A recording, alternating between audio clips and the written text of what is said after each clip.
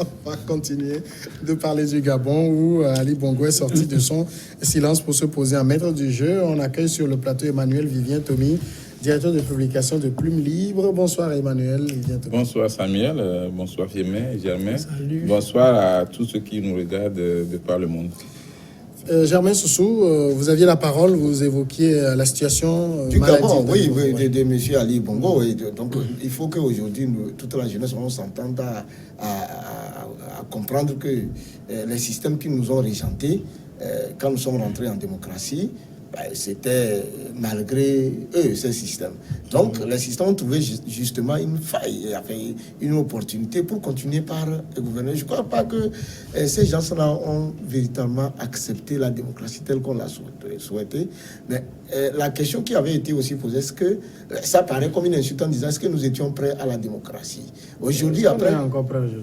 Oui, mais voilà, après plus d'une trentaine d'années de l'exercice, il faut se demander la question fondamentale, est-ce que, même si idéologiquement, aussi le plan politique, on dit que c'est une question qui insulte les Africains, est-ce qu'une partie des concitoyens africains est-ce qu'ils étaient prêts à l'expérience de la démocratie? On ne peut pas comprendre que plus d'une trentaine d'années, excepté les quelques pays que nous avons connus, notamment le Bénin ici, et tout récemment au Congo démocratique, où l'alternance telle que nous la souhaitons... L'alternance, c'est pas... On vous dirait l'alternance, c'est pas la démocratie. Oui, mais c'est un élément. C'est un élément, justement. Aujourd'hui, qu'est-ce qui fait malheureusement, c'est ce qu'on brandit voilà. souvent. Aujourd'hui, la grande conséquence, c'est sur le plan économique. C'est de ça que nous sommes en train de parler. Et aujourd'hui, comment on peut comprendre que dans la volonté même du président Omar Bongo, parce que lui aussi, quand il allait en campagne, il a estimé que... Ali Bongo. Ali Bongo estimait qu'il faut tout faire pour que la situation des Gabonais puisse évoluer. Mais après plus d'une dizaine d'années d'expérience, de responsabilité, c'est l'hécatombe total, c'est sur le plan économique. Voilà ce qui est en train de se passer. Comment on peut être chef de l'État et ne pas contrôler autant de dérives?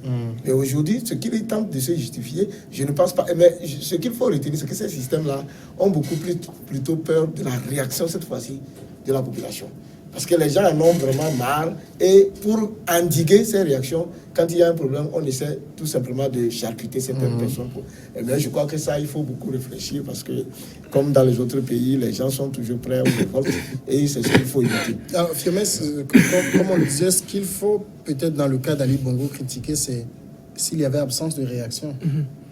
Je ne comprends pas. C'est-à-dire, si Ali Bongo n'avait pas réagi, on pouvait le critiquer. Mais là, il a réagi. Il a réagi. Donc, c'est-à-dire, c'est la voix d'un chef d'État. Il ne parle pas, on le critique. Il parle, on le critique. On te voit toujours à dire dans ce qu'il dit.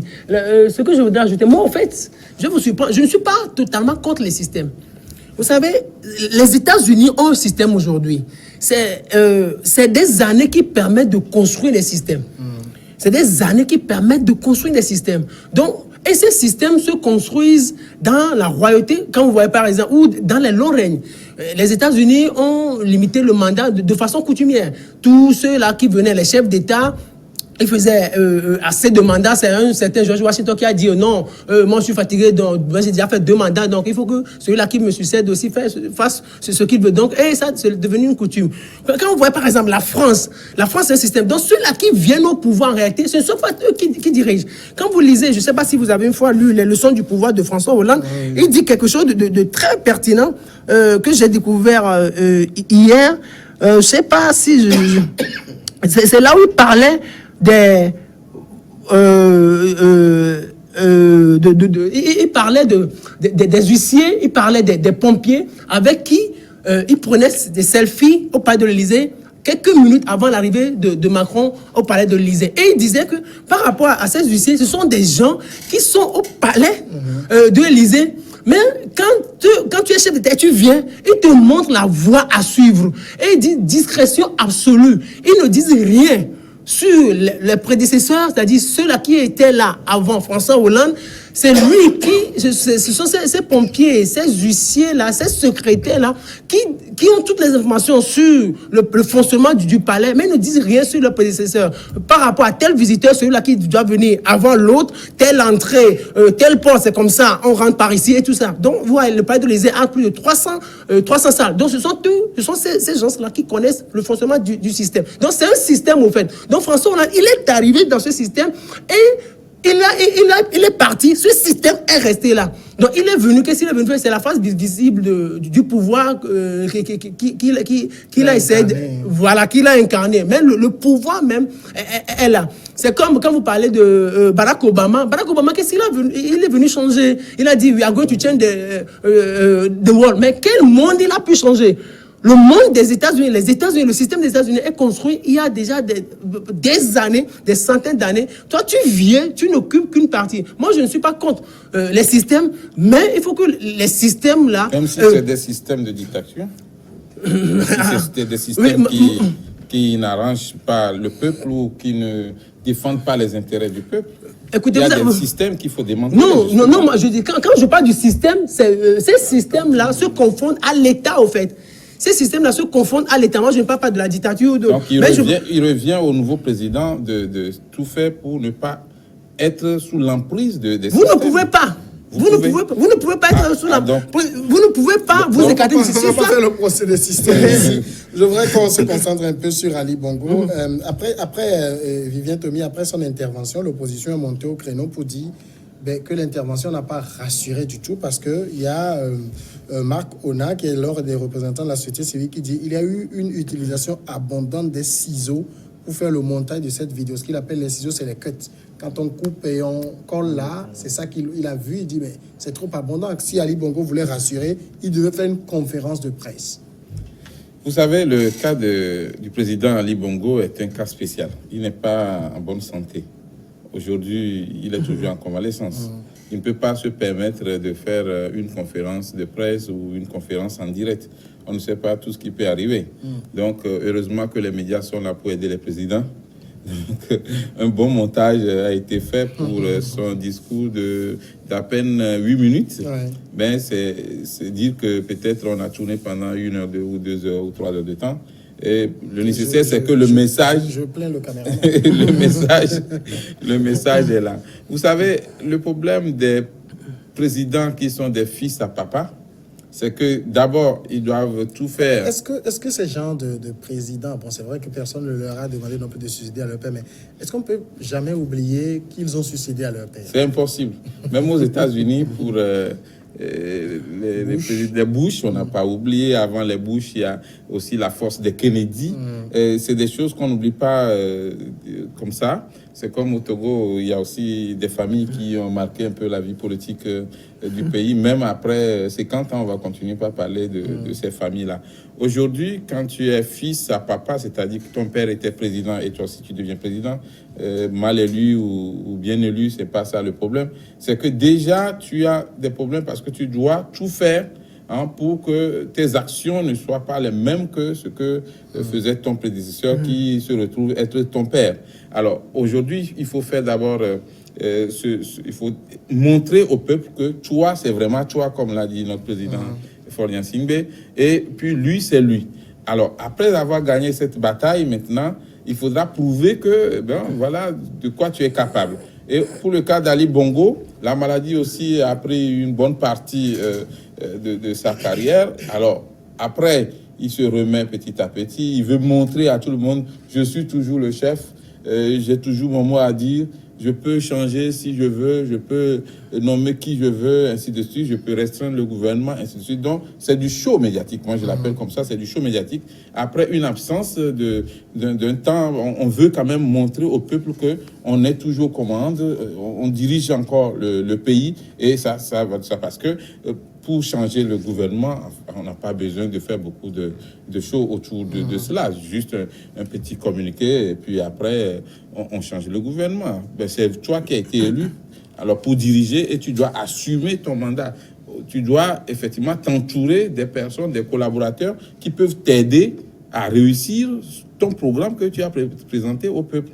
Alors, Ali Bongo veut s'affirmer de nouveau après avoir quitter le manteau du fils à papa.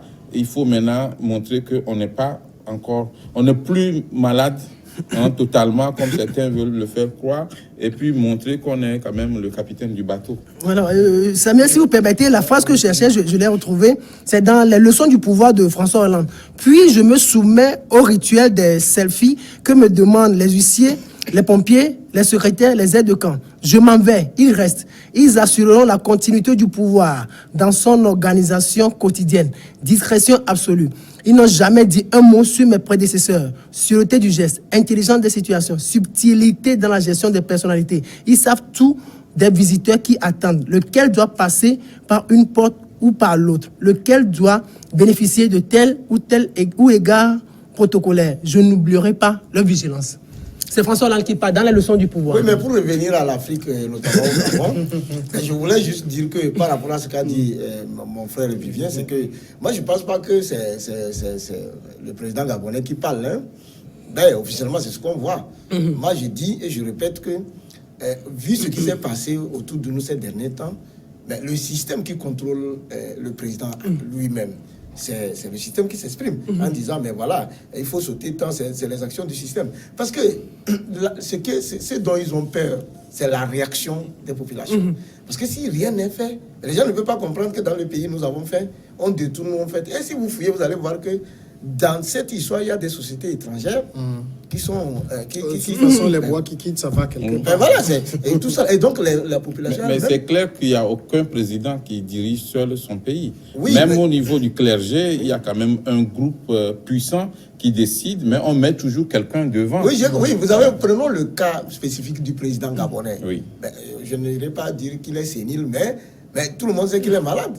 Mais maintenant, nous n'avons pas la preuve de savoir si vous vivez ainsi, il vous regarde, est-ce qu'il va vous reconnaître, vous êtes Togolais. Mais il a reçu des présidents la dernière fois, notamment le nôtre. Fallait-il attendre cette situation pour sortir? Ça voudrait dire que... Oui, mais c'est quand même la parole présidentielle, elle n'est pas prononcée à tout bout. Elle est sacrée, au fait. Nous sommes d'accord. Elle est recherchée. Oui, mais en Afrique, ce que nous venons de dire, les systèmes qui se sont donné le temps pour se construire dans la dictature continue. Et le président gabonais est un élément de la dictature. C'est le système. Et l'erreur de beaucoup d'acteurs politiques, justement, c'est de ne pas comprendre que ce n'est pas une personne qui gouverne, mais c'est un système. Et qu'il faut changer plutôt le système pour donner la chance à l'alternance. Ce qui me fait rire dans cette affaire, c'est qu'ailleurs, on le critique parce qu'il a parlé, mais chez nous, on cherche que quelqu'un parle.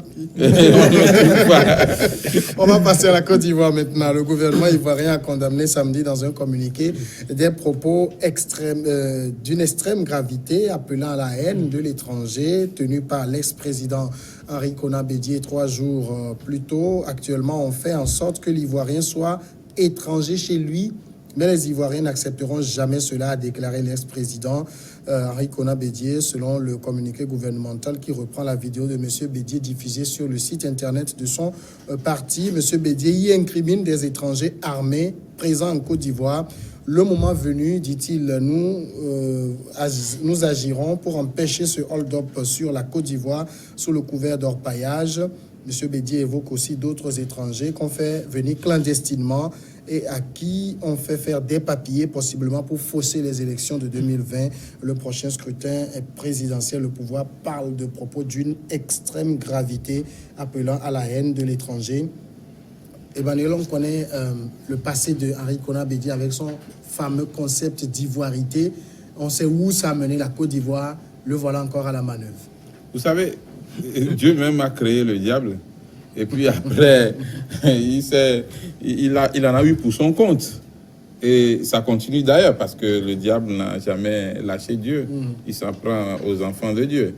La question d'ivoirité est inventée de toutes pièces par un groupe, un système puissant dans le temps, a toujours des impacts sur le pays. Aujourd'hui, c'est clair que Henri Konan Bédié est en train de laisser ses adversaires. Mais le problème, c'est que c'est toi qui as créé cela. Et maintenant, tu as ouvert la bande Pandore, tu as ouvert la porte au serpent de mer.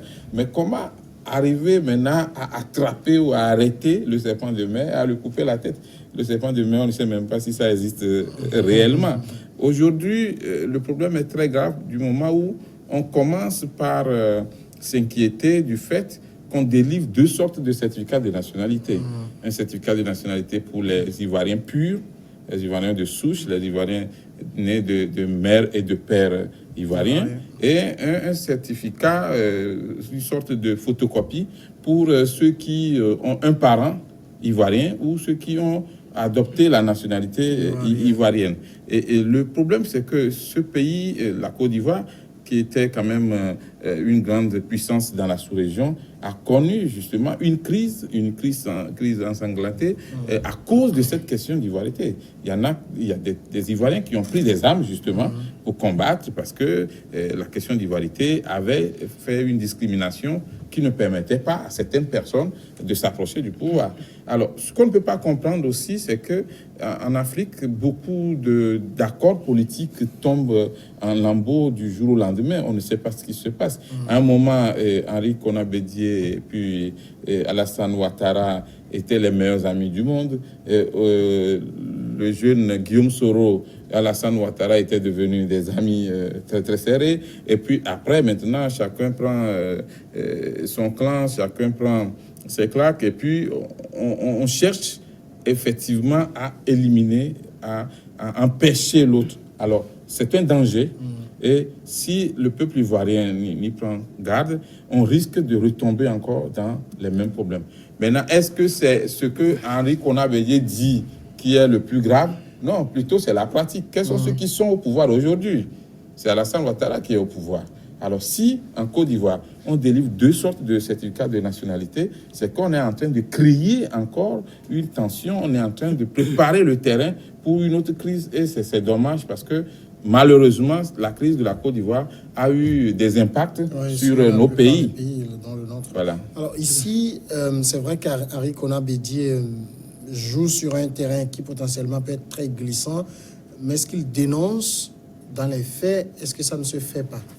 Oui, je voudrais, avant de répondre à votre question, renchérir sur ce qu'a dit Vivien tout à l'heure, en disant qu'il faut pousser la réflexion un peu plus loin. La question de l'ivoirité ne date pas de la période de Henri Konan Bédié.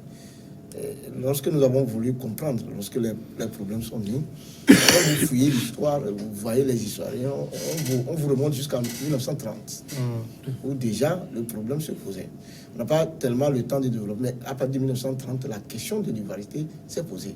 C'est comme au Togo, nous on avait même dévancé. Oui. On parlait de Togolais entièrement à part et de Togolais à part entière. Très bien. Sauf que nous on n'a pas exagéré là-dessus. Oui. Très vite, Oui, les gens ont été maîtrisés. Oui, mais pour nous, c'est encore plus récent. Oui. Depuis 1900, les Togolais à part entière, c'est dans les années où le chef de l'État togolais était au pouvoir, il fallait parler à partir de l'expérience qu'il fallait copier en RDC, tout ça là. Oui. Mais en 1957, le même problème s'est posé aussi en Côte d'Ivoire. Lorsque, à la veille des indépendances, il fallait rapatrier avec l'AOF, tout ça. Donc les Béninois, on les appelait les Dahomey, les Domains, il fallait les rapatrier, tout ça là. Donc le problème s'est posé.